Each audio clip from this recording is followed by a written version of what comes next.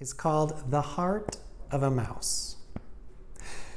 It was lovely to be back in Norway once again in my grandmother's fine old house. But now that I was so small, everything looked different, and it took me quite a while to find my way around.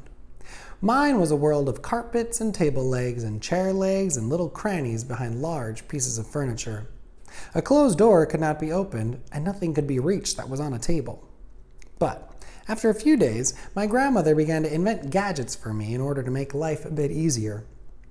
She got a carpenter to put together a number of slim, tall stepladders, and she placed one of these against each table in the house so that I could climb up whenever I wanted to.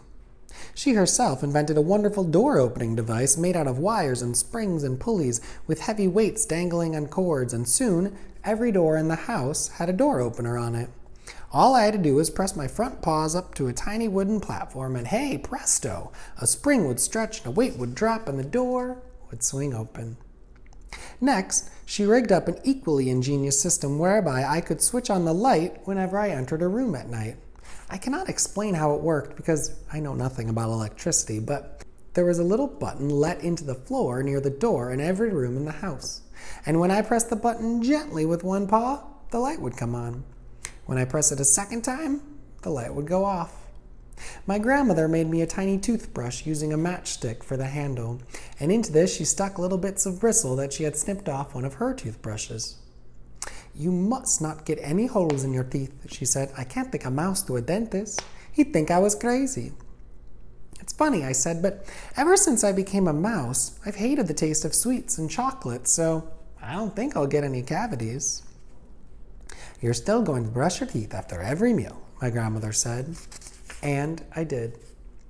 For a bathtub, she gave me a silver sugar basin, and I bathed in it every night before going to bed. She allowed no one else into the house, not even a servant or a cook. We kept entirely to ourselves, and we were very happy in each other's company. One evening, as I lay on my grandmother's lap in front of the fire, she said to me, "I wonder what happened to that little Bruno." "I wouldn't be surprised if his father gave him back to the hall porter to drown in a fire bucket," I answered. "I'm afraid you might be right," my grandmother said. "That poor little thing." We were silent for a few minutes, my grandmother puffing away at her black cigar while I dozed comfortably in the warmth. "Can I ask you something, Grandmama?" I said. "Ask me anything you like, my darling."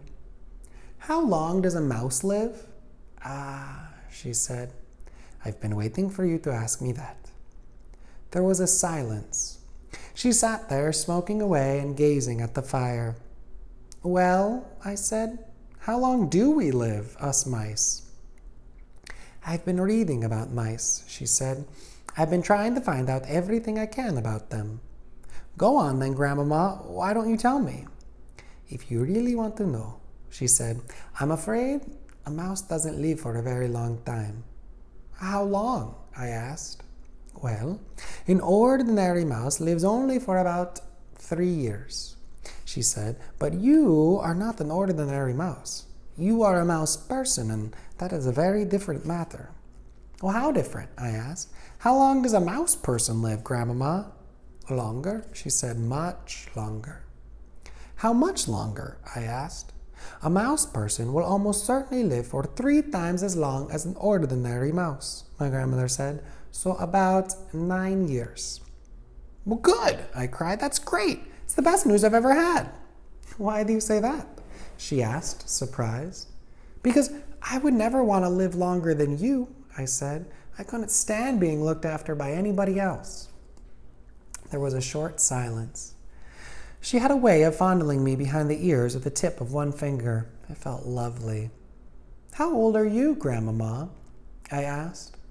"I'm 86, she said. "Will you live another 8 or 9 years?"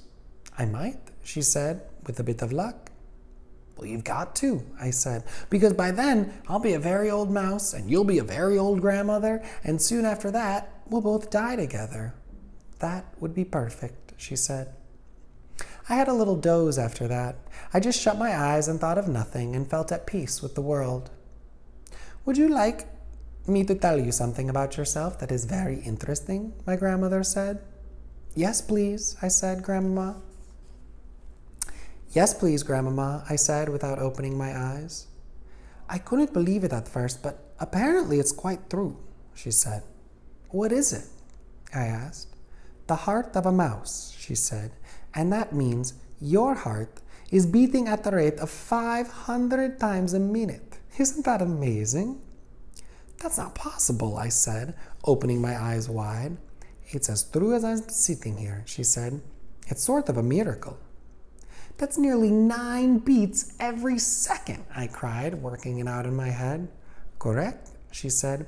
Your heart is going so fast it's impossible to hear the separate beats. All one hears is a soft humming sound.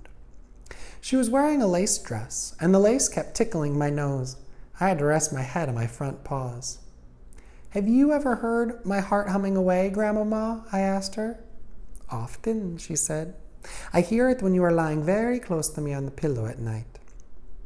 The two of us remained silent in front of the fire for a long time after that, thinking about these wonderful things. My darling, she said at last, are you sure you don't mind being a mouse for the rest of your life? I don't mind at all, I said. It doesn't matter who you are or what you look like, so long as somebody loves you. And that's the end of the chapter.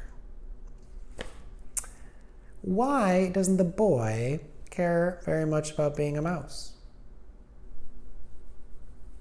Yeah, because he says it doesn't matter who you are or what you look like as long as somebody loves you. And who loves him? Yeah, his grandmama. All right, let's keep going. The next chapter is the last chapter. All right, I'll see you there.